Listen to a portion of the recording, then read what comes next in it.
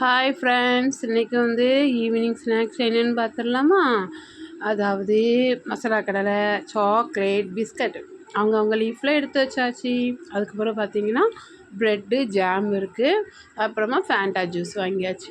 இன்றைக்கி பிள்ளைங்களுக்கு ஏதாவது ஸ்நாக்ஸ் மக்களே. அப்புறமா பார்த்திங்கன்னா இங்கே பாருங்கள், இது பிள்ளைங்க கையில் எவ்வளோ அழகாக இருக்குது பார்க்க.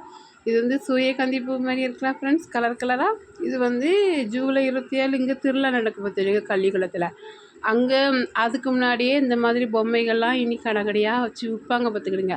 அங்கே இனி பிள்ளைங்க கண்கவராக இருக்குமா, பார்த்தோன்னே அது வேணும் இது வேணும்னு கேட்பாங்க ஃப்ரெண்ட்ஸ். வேறு ராட்டு இருக்கும், நல்லா ஜம்ப் பண்ணுறது எல்லாமே வித்தியாசமாக வச்சுருப்பாங்க.